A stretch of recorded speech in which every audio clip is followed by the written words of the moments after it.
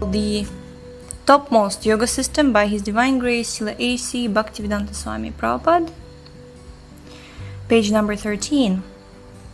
We have different stages of our life: the bodily concept of life, the mental concept of life, the intellectual concept of life, and the spiritual concept of life. Actually, we're concerned with the spiritual concept. Those who are allured by the bodily concept are no better than cats and dogs. If we accept that I am this body, then we are not better than the cats and dogs because their concept of life is like that. We must understand that I am not this body, as Krishna wanted to impress upon Arjuna in the beginning of his teaching of Bhagavad Gita. First of all, try to understand what you are. Why are you lamenting in the bodily concept of life? You have to fight. Certainly you have to fight with your brothers-in-law, nephews, and you are lamenting. But first of all, understand whether you are body or not. That is the beginning of Bhagavad Gita. Krishna tried to make Arjuna understand that he was not his body. This instruction was not for Arjuna exclusively, but for everyone. First of all, we have to learn that I'm not this body and that I'm spirit soul. That is Vedic instruction. As soon as you come to the point of being firmly convinced that you are not this body, that is called the Brahma Bhuta stage of Brahman realization. That is knowledge, real knowledge. Advancement of knowledge for eating, sleeping, mating, and defending is animal knowledge.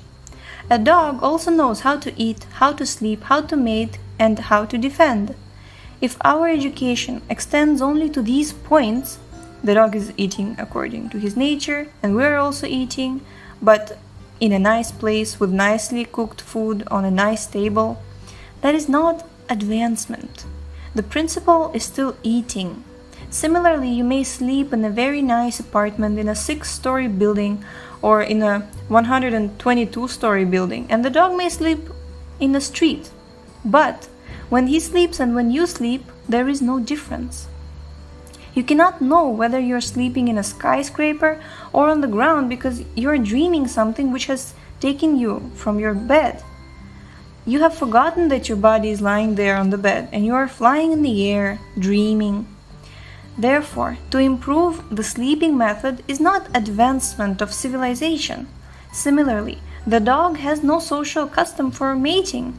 Whenever there is a she-dog, he mates on the street. You may mate very silently in a secret place, although now people are learning how to mate like dogs, but the mating is there.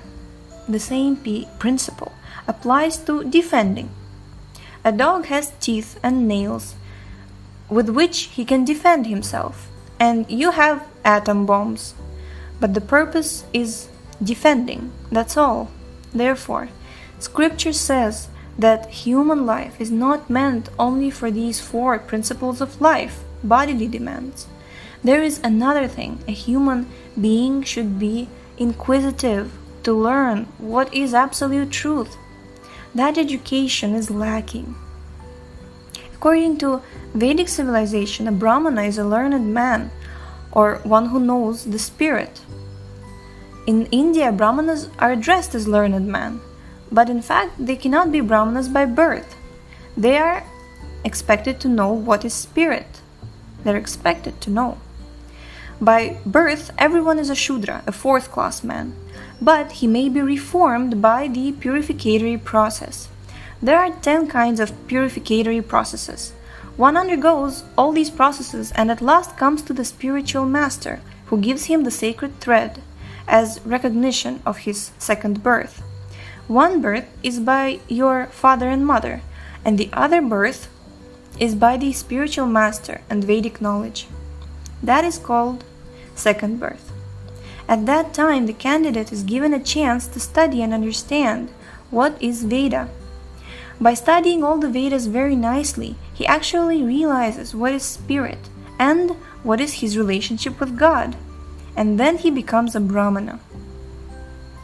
Above that situation of impersonal Brahman understanding, he comes to the platform of understanding Lord Vishnu.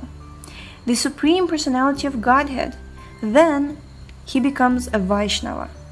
This is the perfectional process. And now we're starting chapter 2, Yoga and the Master of Yoga. Yoga means the connecting link between the soul and the supersoul, or the supreme and the minute living creatures. Lord Krishna is that supreme personality of Godhead. Being therefore the ultimate object of yoga, Krishna's name is Yogeshvara, the master of yoga. At the conclusion of the Bhagavad Gita, it is said, when there is Krishna and where there is Arjuna, the greatest of bowmen, there undoubtedly is victory. The Bhagavad Gita is a narrative spoken by Sanjaya, the secretary of Maharaja Dhritarashtra. This is just like airwaves from the radio. The play is going on in the auditorium, but you can hear from your room. So just as we now have such a mechanical arrangement at that time, there were also certain arrangements, although there was no machine. Anyway, the secretary of Dhritarashtra could see what was going on the battlefield. And he was in the palace, telling this to Maharaja Dhritarashtra, who was blind. Now, the conclusion made by Sanjaya was that Krishna is the Supreme Personality of Godhead. When the yoga performance is described, it is said that Krishna's name is Yogeshvara. No one can be a better yogi than the master of yoga, and Krishna is the master. There are many different types of yoga. Yoga means the system, and yoga means the person who practices that system, a yogi. The object of yoga, the ultimate goal, is to understand Krishna. Therefore, Krishna consciousness means to practice the topmost type of yoga. The topmost yoga system was described by Krishna in the Gita to his most intimate friend, Arjuna. In the beginning, the Lord said that this system can be practiced only by a person who has developed attachment for it. This Krishna conscious yoga system cannot be practiced by an ordinary man who has no attachment for Krishna, for it is a different system, and the topmost, Bhakti-Yoga. There are 5 types of different attachment, and there are 7 types of indirect attachment. Indirect attachment is not bhakti. Direct attachment is called bhakti. If you are attached to Krishna by the direct method, it is called devotional service. And if you are attached to Krishna by an indirect method, it is not devotional service. But that is also attachment. King Kamsa, for example, was the maternal uncle of Krishna, and there was a warning that Kamsa would be killed by one of his sister's sons.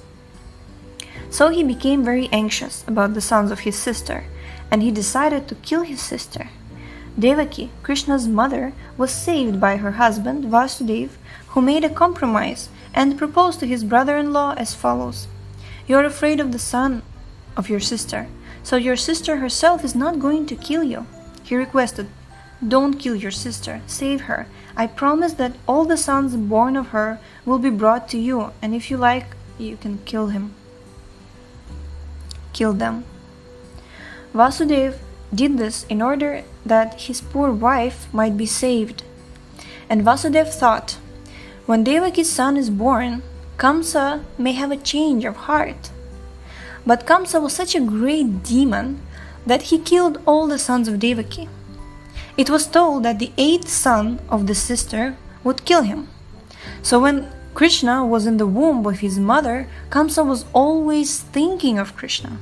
You may say that he was not Krishna conscious, but actually he was, not directly, not for love's sake, but as an enemy. He was Krishna conscious as an enemy. So that is not devotional service.